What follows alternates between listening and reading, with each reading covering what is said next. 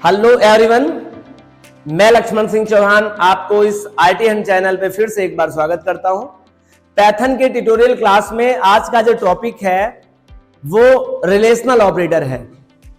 अगर आप पहली बार इस चैनल पे हो तो मैं आपसे रिक्वेस्ट करूंगा कि प्लीज इसी डिस्क्रिप्शन लिस्ट में पहले आप पढ़ के आइए ऑपरेटर क्या है, ऑपरेटर के टाइप्स एंड अर्थमेटिकल ऑपरेटर।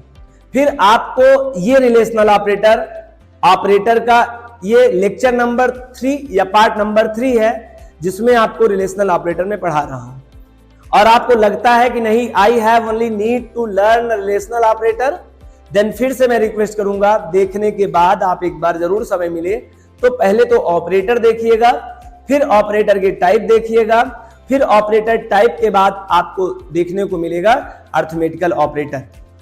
चूंकि ये क्रमबद्ध तरीके से हम लोग वीडियो लेक्चर दे रहे हैं जिससे आपका स्किल बिल्ड किया जाए and deep knowledge and differ to other तरीके से। आई होप अगर आप कंटिन्यू तरीके से वीडियोस देख रहे हैं तो आपकी स्किल बिल्ड होती आपको ऑटोमेटिकली रियलाइज हुआ होगा। और अभी मैं बता दूं, अभी चेक करने की जरूरत नहीं है, आफ्टर सम टाइम, मतलब आप कम से कम 20 लेक्चर और आप देख लीजिए, फिर सच में आप रियलाइज करेंगे कि आपकी स्केलेबिलिटी प्रोग्रामिंग स्किल से लेकर कैसे इंप्रूवमेंट होती है। ठीक है, चलें तो मैं आपको एक थोड़े से लेक्चर में कंप्लीट कर दूं ऑपरेटर क्या है। ऑपरेटर इज अ सिंबल और वर्ड।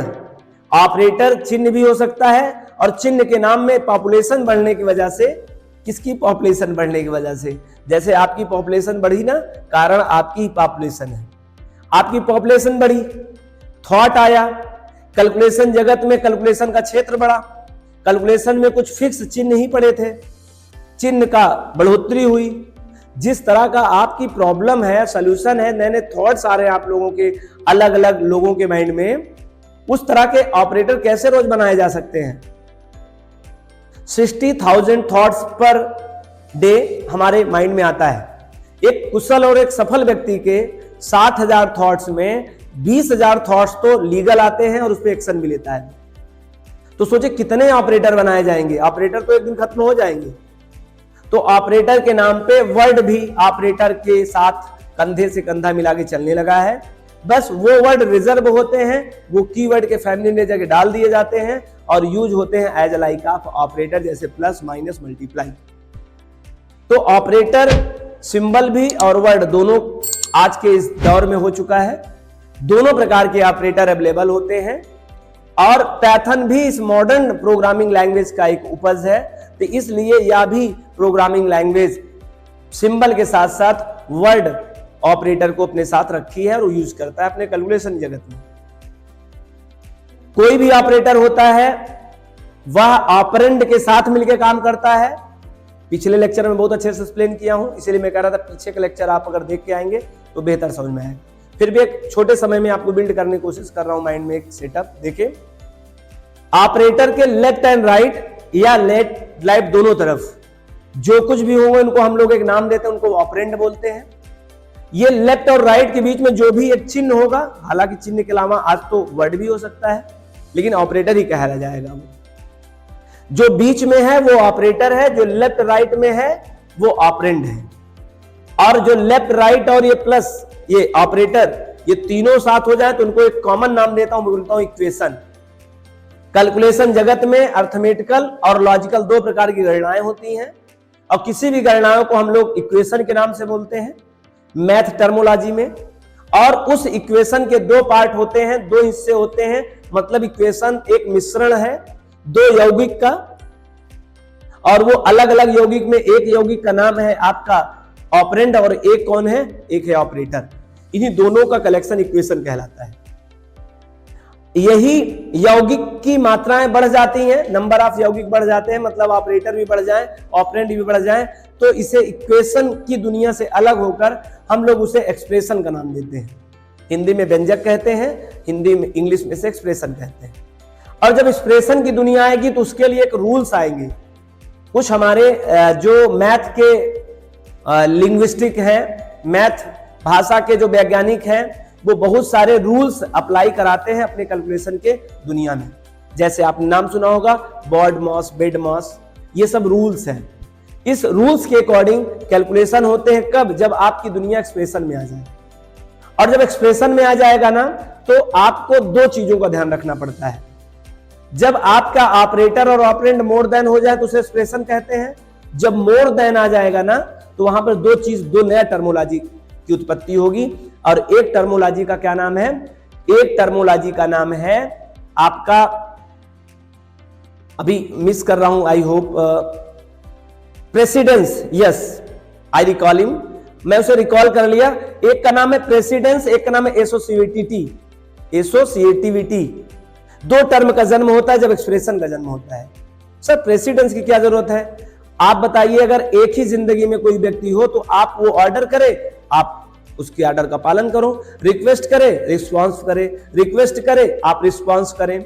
लेकिन मेरी जिंदगी में रिक्वेस्टर और हो जाए और at a same time request करे, तो मैं एज अ रिस्पॉन्सर, मैं रिस्पॉन्सिबिलिटी किसको पहले दूं, ये बड़ा मुश्किल हो जाता है। यहां पर शुरू होता है एक वरीयता का क्रम कि मैं पहले आपका काम करूं कि पहले आपका काम करूं। तो जब एक्सप्रेशन आ जाता है तो उसमें प्रेसिडेंस और एसोसिएटिविटी क्या है? एसोसिएटिविटी क्या है? वो बताता है किसी एक्सप्रेशन के करने का तरीका लेफ्ट टू राइट या राइट टू लेफ्ट। दो प्रकार की एसोसिएटिविटी होती है। एक तो लेफ्ट से हम एक्सप्रेशन को कभी कोई राइट की ओर करते हैं, कभी कोई राइट से मुझे जरूरत पड़ती है लेफ्ट की ओर। ये दो टर्म का नया जन्म होता है। ठीक उसी तरह से मैं आपको रिकॉल करना चाहूंगा, पिछले लेक्चर मैंने बताया था, आप कमेंट करके बताइए। मेरा जो प्रश्न है, आप जब भी इम्यूटेबल डाटा टाइप सुने थे, एक होता है म्यूटेबल, एक होता है इम्यूटेबल। इम्यूटेबल ने दो चीजों को जन्म दिया था। वो दो चीज कौन है? टर्मोलॉजी जो जन्म दिया था, आई होप आपको रिकॉल हो गया होगा, आप कंटिन्यू लेक्चर पढ़ रहे हैं। हाँ जी, एक गार्बेज ब्लॉक और दूसरा गार्बेज कलेक्शन। जहां म्यूटेबल टर्म होता है, म्यूटेबल नेचर का कोई अगर होगा डाटा टाइप या क्लास टाइप, तो उस नेचर में आपको गार्बेज ब्लॉक और गार्बेज कलेक्शन दोनों शब्द का जन्म नहीं हुआ।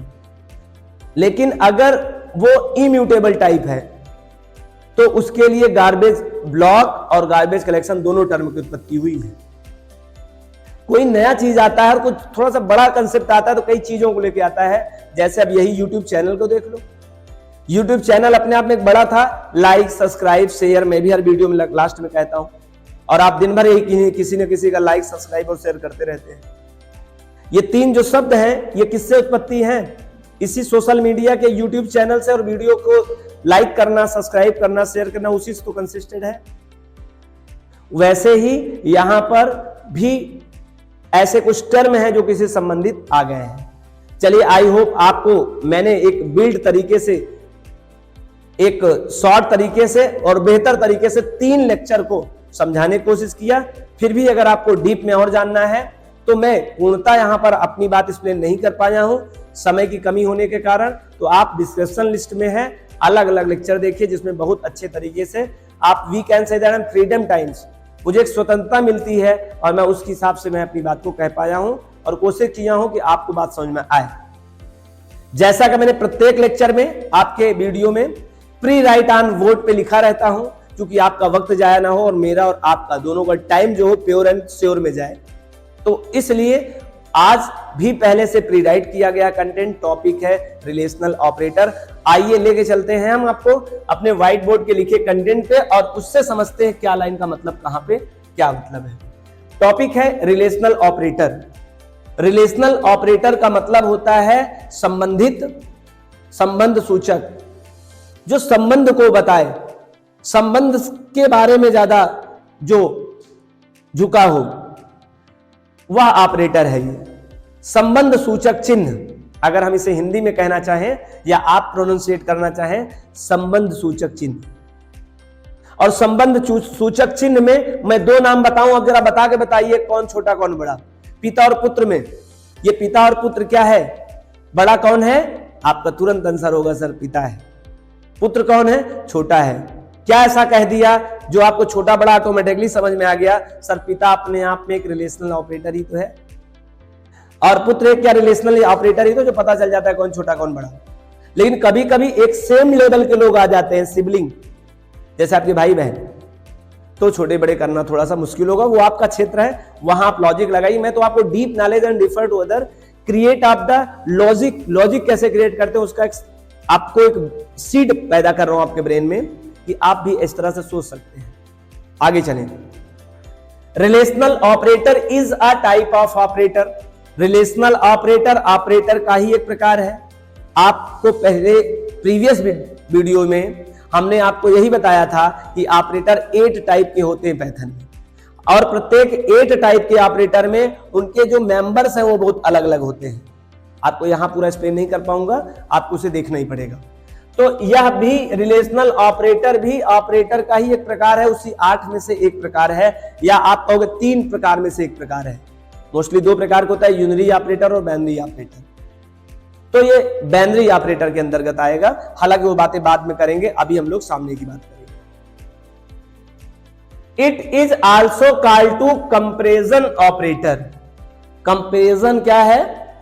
कंपेयर करने के लिए इसका यूज किया जाता है। ये कंपेयर वर्ड बड़ा ही ऑड वर्ड है, और मैं आपसे इस लेक्चर के माध्यम से कहना चाहूंगा, अगर आप इस वर्ड के बारे में कुछ हकीकत जानना चाहें तो आप इसी डिस्कशन लिस्ट में एक कंपेयर नाम का मेरा वीडियो लेक्चर है, प्लीज आप उसे जरूर देखिएगा। पाइथन का ट्यूटोरियल क्लास के साथ आपको मुफ्त में प्रोवाइड किया गया, मैं आप सभी बच्चों के लिए डाल रहा हूं। कंपैरिजन क्या है आप उसको लिंक में देख लीजिएगा। हालांकि कोई बात नहीं, ये टर्म ट्रिगर कर गया, टर्म मैंने तो आपके लिए लेक्चर तैयार किया है जो मैं इसी आपके स्टूडेंट के लिए भी डालूंगा, तो आप देख सकते हैं। It is also called to comparison operator. इसे कंपैरिजन ऑपरेटर कहते हैं जो कंपेयर किया करता है। Because it is use for compare to operand, क्योंकि 2 ऑपरेंड के बीच में सदैव कंपेयर करता है। ये 2 ऑपरेंड कौन? लेफ्ट साइड और राइट साइड। 2 के साथ ही करता सर, एक के साथ नहीं करता क्या? नहीं, 2 ऑपरेंड होना नेसेसरी है, मैंडेटरी है, अनिवार्य है, आप जो भी कहना चाहें। और जो 2 ऑपरेंड के साथ में जो ऑपरेटर यूज होता है उसे हम लोग बाइनरी ऑपरेटर का भी नाम देते हैं, जैसा कि हमने प्रीवियस लेक्चर में एक्सप्लेन किया था। सर इससे पहले जो अर्थमेटिकल ऑपरेटर पढ़े हैं वो कैसा ऑपरेटर है? वो भी आल्सो बाइनरी ऑपरेटर है। क्यों? क्योंकि उसमें साथ भी लेफ्ट और राइट में होना अनिवार्य था। और रिलेशनल ऑपरेटर में जितने भी ऑपरेटर इसके फैमिली मेंबर में होंगे, अलग अलग कांस्टेंट जो चिन्ह बने होंगे, उन सब के साथ में लेफ्ट और राइट दोनों तरफ हम लोग यूज करते हैं अपना एक ऑपरेंड, इसलिए बाइनरी ऑपरेटर के नाम से भी इसे हम लोग कह सकते हैं। एक नंबर क्वेश्चन आ जाए, बाइनरी ऑपरेटर रिलेशनल ऑपरेटर है या नहीं है, तो आप बता दीजिएगा यस है। आगे चलें। आगे क्या है? It's returns Boolean value. It returns, या हमें रिटर्न करता है, और जो मुझे रिटर्न करेगा उसे हम परिणाम कहते हैं, या हम उसे आउटपुट कहते हैं। ये जो हमें रिटर्न करेगा, वो जो रिटर्न होगा वो बुलियन रिजल्ट होगा। बुलियन रिजल्ट का मतलब होता है, बुलियन का मीनिंग होता है यहां पे 2 से। बुलियन रिजल्ट मतलब ये मात्र 2 रिजल्ट में कोई एक रिजल्ट देगा। कांस्टेंट 2 ही रिजल्ट हो सकते हैं, तो ट्रू या तो फॉल्स। जब भी रिलेशनल ऑपरेटर आप यूज करेंगे किसी भी कैलकुलेशन के लिए, तो आपका जो आउटपुट मिलेगा वो या तो आउटपुट ट्रू के फॉर्म में मिलेगा, सत्य मिलेगा, या तो असत्य मिलेगा। ये सत्य और असत्य का क्या मतलब है और डीप में चलेंगे, हम आपको समझाएंगे जब लेक्चर में चलेंगे तब। ठीक है, आगे चलें। It's pre defined 6 constant symbol in relational operator. इसके पास नंबर ऑफ 6 फैमिली मेंबर हैं जो कांस्टेंट सिंबल के तौर पे काम करते हैं रिलेशनल ऑपरेटर की। ये 6 रिलेशनल ऑपरेटर, ये 6 मैं जब कह रहा हूं तो 6 बॉडी है, मतलब 6 अलग अलग सिंबल है, और प्रत्येक 6 बॉडी या 6 सिंबल का अपना नाम है, काम है, अलग अलग तरीके से वर्क हम लोग करते हैं। जैसे हम लोगों ने ठीक पिछले लेक्चर में देखा था, अर्थमेटिकल ऑपरेटर के फैमिली मेंबर से जब आपसे परिचित कराया था, तो अलग अलग उसमें 7 बॉडी हमें मिली थी, 7 डिफरेंट बॉडीज। और वो बॉडी का मतलब चिन्ह, उन चिन्ह का नाम था plus, minus, multiply symbols and division symbol, floor division. आपको याद हो गया होगा अगर आपने प्रीवियस लेक्चर देखा होगा। अब यहां पे नंबर 6 होते, एक कम होते, उसमें 7, इसमें 6, और ये 6 में कौन है, आइए हम आपको परिचित कराते हैं उन बॉडी के सिंबल और नेम और वर्क तीनों तरीके से। मैं कोशिश करूंगा, मैंने पिछले लेक्चर में एक डायग्राम के माध्यम से उसको समझाया था, तो मुझे लगा बहुत टाइम टेकन प्रोसेस रहा आपके लिए, तो हमने बाद से निर्णय किया, कमेंट भी आया सर आप इतना एक्स्ट्रा एनर्जी वेस्ट करने के बजाय आप वीडियो लेक्चर और थोड़ा सा बड़ा बना दीजिए, जिससे बातें और ज्यादा कह दीजिए, आप उसको डायग्राम ना बनाए, क्योंकि हम लोग ऑलरेडी इसको बना लेंगे, हम कहीं कहीं अवेलेबल मिल जाता है हम लोग। तो चलिए हम लोग बात करते हैं वो 6 कौन से का स्टैंड सिंबल हैं, उन बॉडी का क्या नाम है, उनकी क्या पहचान है। देखिए आपको एक सिंबल दिखाई दे रहा है, अगर आपको नहीं दिखाई देगा तो बार बार आप इस बॉक्स में नजर डालिएगा, मैं इसी का जूम करके इसी लेटर को दिखा दूंगा। देखिए ये लिखा हुआ सिंबल आपको वहां देखना है, और लेक्चर में सब सिंबल पे वहीं करूंगा। इसे कहते हैं greater then symbol. Greater than symbol, क्या बिना वैल्यू के ग्रेटर देन सिंबल को ग्रेटर देन सिंबल कहा जा सकता है? कमेंट करिए, क्या मैं इसे ग्रेटर देन कहूं? तो बहुतायत का जो आंसर होगा बोलेंगे यस सर, बिना वैल्यू के इसको कैसे कहें ग्रेटर देन की लेस देन। तो आई होप आपको आइडिया होगा, फिर भी आप रिमाइंड कराने के तौर पे मैं इसको बता रहा हूं। जी हां, किसी वैल्यू का मोहताज नहीं है कि आप वैल्यू दो तो उसका नाम पता चले सर ये ग्रेटर देन। कोई ऑपरेटर वैल्यू का मोहताज नहीं था, न है, न शायद भविष्य में रहेगा। ऑपरेटर अपने आप में स्वतंत्र होता है, वो वैल्यू के नाम से पहचाना जाए ऐसा नहीं होता है। सोच के देखिए ना, ऐसा कौन सा ऑपरेटर अभी तक पड़ा है जो वैल्यू के नाम से उसको नाम मिला हो। ये अपने आप में कंप्लीट है। बच्चों को इसलिए बताना चाहता हूं क्योंकि मिस अंडरस्टैंडिंग है, और इसी चैनल का ये मेन उद्देश्य भी है, deep knowledge and deeper to other. मैं वो हर चीज बताऊंगा, भले ही आपको लगे कि मुझे पहले से ऑलरेडी पता था। ये चैनल उसके लिए काम करेगा जो किसी भी स्ट्रीम का बच्चा होगा, वो यूपी बोर्ड से हो, वो सीबीएसई बोर्ड से हो, वो आईसीएसई बोर्ड से हो, वो तीनों बोर्ड से हो ही ना केवल बच्चा हो, उसको भी बात समझ में आएगी। मैं इस तरह से अपने एनर्जी तरीके से आपको मेंटेन करने की कोशिश करूंगा, और आप अगर किसी बोर्ड से हैं तो सुपर लेवल का वर्क कर सकते हैं, अलग बात। ठीक, आगे ये जो सिंबल है ये लेफ्ट साइड होता है, बच्चे सभी जानते हैं राइट साइड होता है। पेज में जिधर से लिखना शुरू करते हैं लेफ्ट साइड होता है, और जो हम लोग लिखते हुए उधर की ओर जाते हैं उसे राइट हैंड साइड कहते हैं। तो लेफ्ट साइड में जब भी ये ओपन रहेगा, लेफ्ट साइड में जब भी ये ओपन रहता है, इसका नाम होता है ग्रेटर देन। तो आई होप आपको समझ में आ गया होगा कि इसे किसी संख्या की आवश्यकता नहीं है नाम पाने के लिए, इसका ऑलरेडी नाम पहले से है। ठीक है, आगे चलते हैं हम लोग। इसे कहते हैं ग्रेटर देन सिंबल। आगे इसी के ठीक अपोजिट में काम करता है। लेफ्ट हैंड साइड में अगर ये क्लोज हो तो इसे हम नाम देंगे लेस देन, और अगर लेफ्ट हैंड साइड में ये ओपन हो तो उसे हम लोग कहेंगे ग्रेटर देन। तो ग्रेटर देन, लेस देन, ये दो सिंबल आपको आइडिया लग गया। जो तीसरा है उसका नाम है, अब यही इरेज कर दे, नहीं कर रहा हूं, ऐसे कर दे रहा हूं। इसे क्या कहेंगे? ये दो ऑपरेटर का मिश्रण है, कलेक्शन है, लेकिन नाम एक ही है इसका। क्यों? क्योंकि फैमिली मेंबर में तो रहता है रिलेशनल, लेकिन ये अलग एक ऑपरेटर है। आगे हम लोग पढ़ेंगे असाइनमेंट ऑपरेटर है, इसे हम लोग इक्वल टू यहां प्रोनाउंसिएट करते हैं। हम अपने चाइल्डहुड क्लासेस से, मैथ के क्लासेस से, मैथ के लेक्चर से, इसे आई होप आपने क्या कहते हैं आप इसे इक्वल टू सिंबल कहते होंगे। यहां पे इसे भी इक्वल टू सिंबल आज तक कहें, एक समय आएगा जब मैं इसे आपको कहूंगा कि आप इक्वल टू नहीं कहिएगा, आज तक कहने का मौका दे रहा हूं। तो आप इसे कहिए लेस देन, और ये इक्वल टू है। बहुत सारे बच्चे लेस देन इक्वल टू कहते हैं, मैं कहूंगा इसका पूरा नाम क्या लिखना है आपको, लेस देन और इक्वल टू। छोटा हो अथवा बराबर हो, छोटा हो अथवा बराबर हो। ठीक है, मतलब बराबरी वालों को लिया गया है और छोटे वालों को लिया गया है, बड़े वालों को नहीं लिया गया है, ऐसी बात कुछ कह रहा है। आगे इसी तरह से सिंबल बदलेगा, ये इस साइड से हो जाएगा, और इसे हम लोग कहेंगे ग्रेटर देन और इक्वल टू, ग्रेटर देन और इक्वल टू।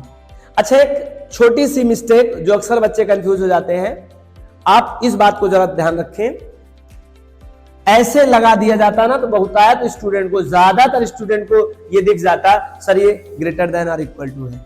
कितने को दिख रहा होगा अब भी? इससे बचे हम। हमें सदैव प्रैक्टिकली कोई चीज आपको महान नहीं बना सकती है, थ्योरी से आप प्रैक्टिकल होके जाएंगे तो डेफिनेटली आप बदल जाएंगे। थ्योरी बहुत कंप्लीट होनी चाहिए, और थ्योरी में पहले तो आता है प्रोनाउंसिएशन। तो प्रोनाउंसिएशन पढ़िए, खुद ही पता चल जाएगा गलत है सही है। इक्वल टू और ग्रेटर देन, अजीब नहीं लग रहा है? हाँ सर अजीब लग रहा है, लेकिन जो इस तरह से पढ़ के आगे गया होगा वो इसको गलत कह देगा। जो केवल देख कर आगे चला गया होगा, प्रैक्टिकली गया होगा, तो वो अक्सर वो गलती कर देता है, इसको भी कुछ लिख देता है।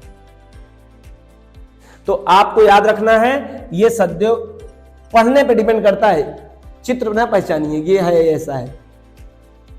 तो आप इसे पढ़िए जरा, ग्रेटर देन और इक्वल टू। हाँ सर ये ठीक ठाक है, पहले ग्रेटर देन या लेस देन होना चाहिए, तब इक्वल टू होना चाहिए ना। इक्वल टू पहले नहीं होना चाहिए, ना लेस देन के ना ग्रेटर देन के, बाद होना चाहिए। आई होप ये कंफ्यूजन जो आप बच्चों को रहती है बेसिक लेवल पे आपको नहीं होगी, मैंने आपको एक्सप्लेन कर दिया। आगे एक और ऑपरेटर है, आइए इस डिस्प्ले बोर्ड पे फिर चलते हैं जूम प्रोसेस करके। जूम बच्चे जानते हैं क्या होता है? A bigger size of the image. और जूम नहीं जानते हैं तो हम लोग फंडामेंटल क्लास में, IT tools and basic network class में मैं आपको जूम इसी तरह डीप तरीके से चारों लेक्चर आपको इसी चैनल पे मिलेगा, हम लोग बात करेंगे वहां पे, ठीक है। ये छोटा इमेज को बड़ा इमेज मैंने कन्वर्ट कर दिया, और बड़ा कर दो चूंकि एरिया अपने पास बड़ा है। तो इसे हम लोग बोलते हैं नॉट इक्वल टू। इसका नाम क्या है? ये नॉट है और ये इक्वल टू है, दोनों मिलकर एक नया चीज बने हैं, उसे कहते हैं नॉट इक्वल टू। अक्सर ये भी गलती हो जाती है, ध्यान दें, इक्वल टू नॉट लिखा रहता है, बच्चों को नॉट इक्वल दिखाई देता है, हो जाता है। जो चित्र से समझते हैं वो अक्सर ये गलती करते हैं। आई होप आप अगर नहीं समझे अभी तो आप भी एक दिन गलत करके आएंगे। और ट्रिकी और लॉजिकल क्वेश्चन में ऐसे प्रश्न दे देता, और जब आप एग्जाम में बैठे हो एक अजब तरीके से आपकी बीपी बड़ी होती है, बेचैनी होती है, तब तो आपको सच में कुछ को कुछ दिखाई देता है। कंसंट्रेट रहेंगे और बड़े ही चैन से बैठेंगे तब तो शायद आपको सही दिख भी जाए। जब आप होपलाइज होके कहीं बैठते हैं तो चीजें आपको नहीं दिखती हैं और आपको बताने की जरूरत नहीं है। आपने ही अपने सर पे ऐनक रख के पूरा दिन ऐनक ढूंढा होगा जब आप बेचैन होते थे। कान पे पेन रख के पूरे कमरे की तलाश किया होगा, पेन नहीं मिली होगी। आखिरकार जब कान पे हाथ गया होगा तो अचानक मिल गया जब काम खत्म हो गया। कहने का मतलब यही है कि आप चैन में रहेंगे तब पूरी तरह से एक्सेसिबिलिटी आपकी रहती है। आप मेमोरी से, मसल से ले सकते हैं कोई डाटा, अदरवाइज आपके पास होगा तो, लेकिन आप ले नहीं पाएंगे। ठीक उसी तरह से जैसे आपने अपने ही धन के ऊपर एक लॉक लगा दिया और लॉक की चाबी खो गई, आपको नहीं मिलेगा। जब तक आप अच्छे चैन वाले रिलैक्स मोड में नहीं रहेंगे तब तक आपकी रखी गई चीज आपको नहीं मिलेगी। अनरिसोर्सफुल स्टेट इसे कहते हैं हम लोग, अपने बॉडी का अनरिसोर्सफुल स्टेट। चलिए कोई बात नहीं, टॉपिक पे आएंगे हम लोग फिर से। ये एक और सिंबल है, अच्छा नॉट इक्वल टू एक सिंबल है और एक सिंबल और है लो। इसी इक्वल टू को एक और इक्वल टू लगा दिया गया। सर इसको बोलें क्या? Two equal to, two equal to नहीं, लेकिन जी कह रहा है कि टू इक्वल टू कहते हैं, क्योंकि अपनी भी कुछ लॉजिक है। मैं चाइल्डहुड से मैथ का स्टूडेंट रहा हूं और गिनतियां पता है, तो सर टू ना कहूं डबल इक्वल टू कह दूं, हाँ कह दो, लेकिन आपको बता दूं प्रोनाउंसिएट करने का सब्जेक्ट नहीं होता है डबल, वो डबल समझने का सब्जेक्ट होता है। आप यहां इस तरह का कोई ऐसा काम ना करें। आई होप आप सभी स्टूडेंट अच्छे स्कॉलर हैं मैथ के, ये सब बात जहन में आना आपका जायज है, लेकिन मैथ को इससे ना जोड़े। हाँ आपके काम आएगा, आपका पढ़ा लिखा कभी गड़बड़ नहीं जाएगा, लेकिन थोड़ा सा मेरे कहने के बाद अगर अपना दिमाग लगाएंगे तो शायद आपके लिए बेहतर वही मैथ आपके लिए हेल्प करेगा, नहीं वही मैथ आपको गड़बड़ कर डालेगा। एक्स्ट्रा नहीं करिए कभी, समझिए उसके बाद करिए। इसे हम लोग क्या बोलेंगे? इसे हम लोग बोलते हैं इक्वल टू ऑपरेटर। अब आप कहोगे सर इक्वल टू ऑपरेटर उसको भी कहते थे, इसको भी कहते हैं, तो दोनों इक्वल टू में क्या डिफरेंस है? तो बीच का एक रास्ता ये इक्वालिटी ऑपरेटर। क्या कह सकते हैं आप? Equality operator. और बताने वालों ने, समझाने वालों ने जब देखा कि इसका नाम नहीं मिलेगा तो इसका सही प्रोनाउंसिएशन आया equality operator. This is a equal to operator, this is a equality operator. What is difference between equal to operator and equality operator? ये आपसे प्रश्न पूछा जा सकता है, और कोई पूछे ना पूछे आप दूसरे से प्रश्न पूछ सकते हैं। आप क्लास के बाद, इस लेक्चर के बाद मेंटर भी हो सकते हैं डायरेक्टली, जो लोगों को गाइड करते हैं, सॉफ्टवेयर डेवलपमेंट कराते हैं, आप वैसे डायरेक्ट बन सकते हैं। क्योंकि आप इतने बेहतरीन तरीके से अगर सच में क्लास ले रहे हैं तो आपको किसी और चैनल में जाने की जरूरत भी नहीं पड़ेगी, और आई होप आपको किसी और एक्स्ट्रा चीज की जरूरत है। मैं प्रैक्टिस से ही बस आपको रिव्यू वीडियो करते जाइए, बहुत अच्छे समझ में आ जाएगा। ठीक है, तो ये रहे 1 2 3 4 5 6, ये टोटल नंबर ऑफ 6 मैंने 1 बाय 1 आप सभी के बॉडी से परिचित कराया, बॉडी का नाम बताया। बॉडी का काम जानने के लिए आइए हम एक बार आपको वर्बली बता दें, फिर एग्जांपल से बता दें, समझ में आ जाएगा। उससे पहले सिंटैक्स देखिए। सिंटैक्स माने प्रारूप। ऑपरेंड 1 कोई रखिए, रिलेशनल ऑपरेटर का कोई एक कांस्टेंट ऑपरेटर यहां पार्टिसिपेट कर सकता है, और ऑपरेंड 2 कोई दूसरा ऑपरेंड हो सकता है। इस रिलेशनल ऑपरेटर के स्थान पर ये टोटल नंबर ऑफ 6 ऑपरेटर में कोई एक, ओनली 1। कुछ लोग 2 लगा के बैठ जाते हैं, चलो एक ही साथ 2-3 कंपेयर कर लेंगे, नहीं करना है। आपको एक एक करना है, क्योंकि एक ही सपोर्ट करता है। ओनली 1 रिलेशनल ऑपरेटर कोई आप यूज करिएगा, ऑपरेंड 1 और ऑपरेंड 2 के साथ कंपेयर करिएगा।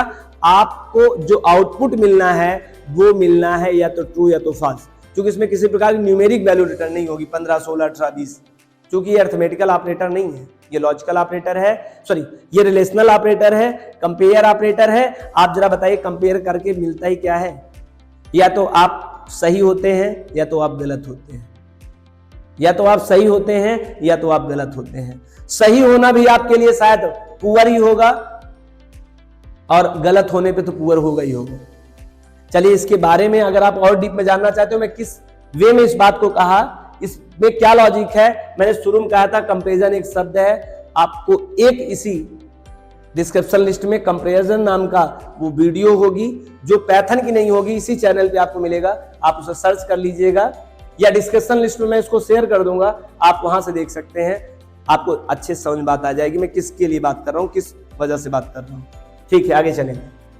अब ये it return the boolean result, आपको बताया था बुलियन रिजल्ट करेगा ग्रेटर देन, लेस देन और इक्वल टू, ग्रेटर देन और equal to, not equal to, और इक्वालिटी ऑपरेटर।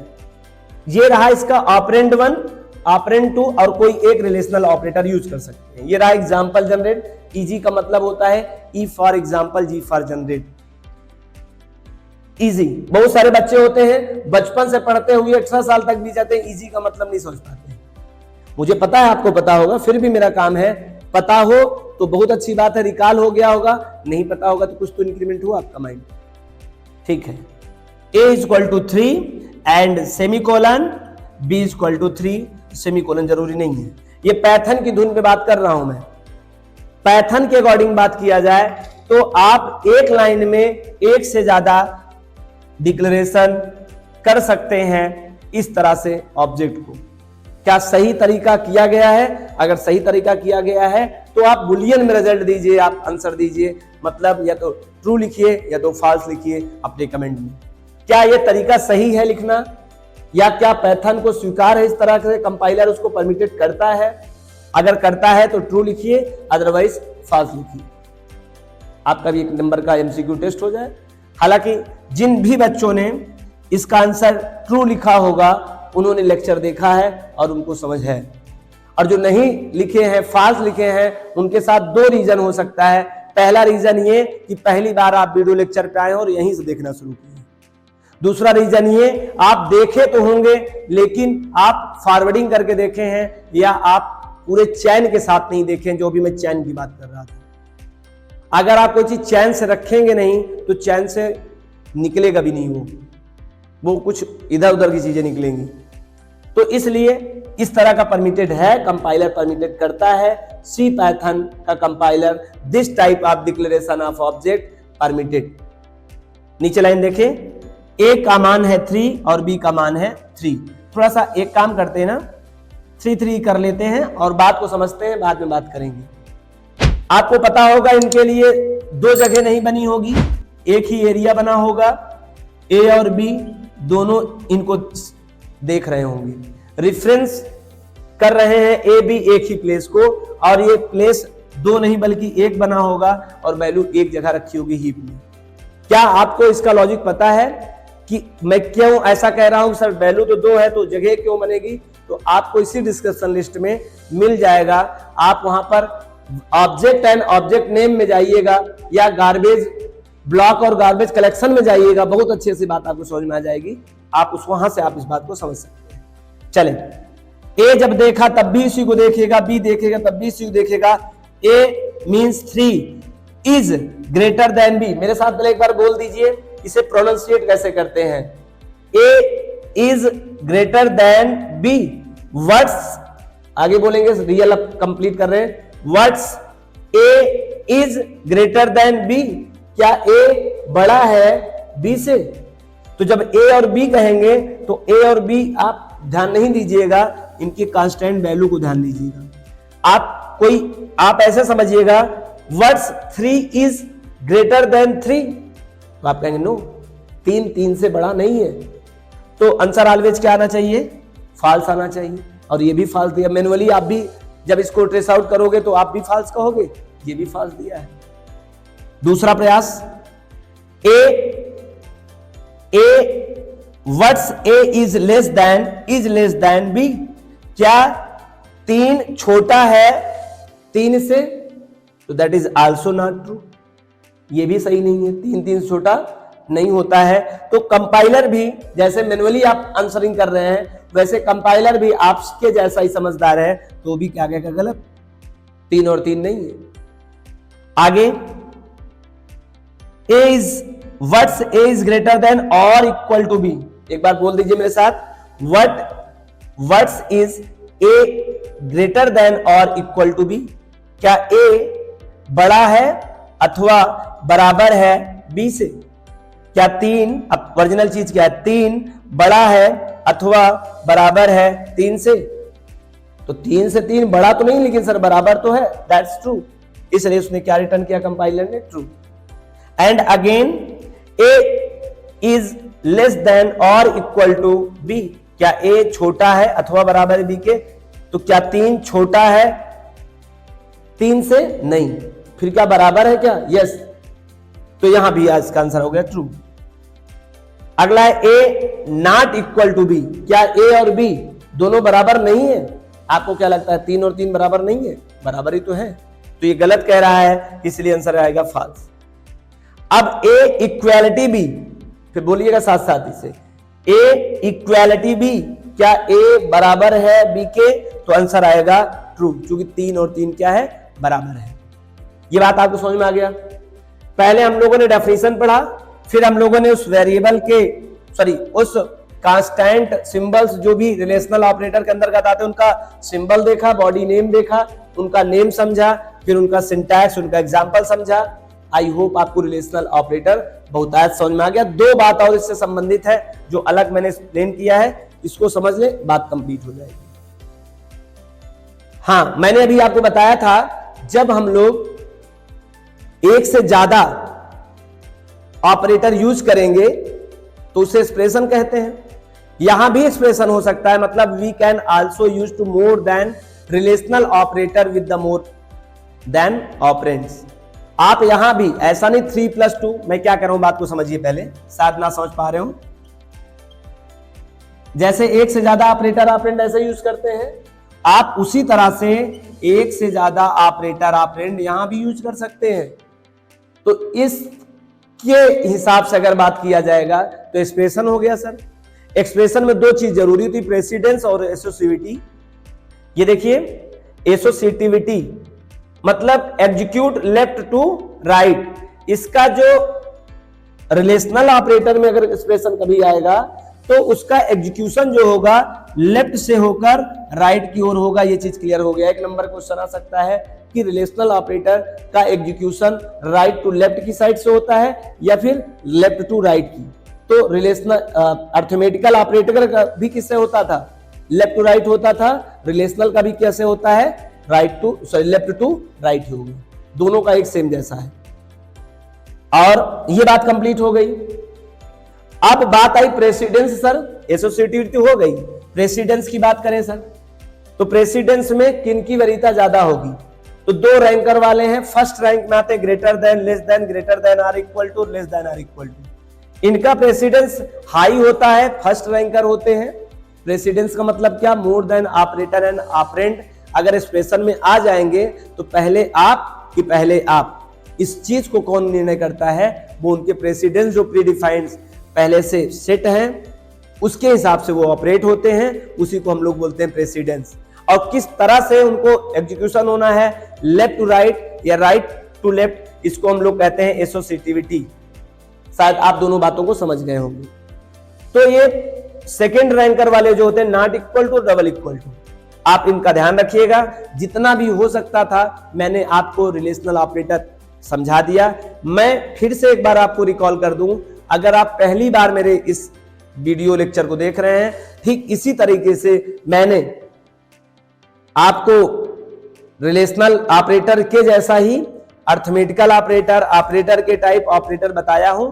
आप पिछले 3 वीडियो को स्किप करके चौथा देख रहे हैं, प्लीज उसको देखेंगे तो ये शायद और बेहतर आपको समझ में आ जाएगा और आपको कंप्लीटली यहां से बात समझ में आएगी।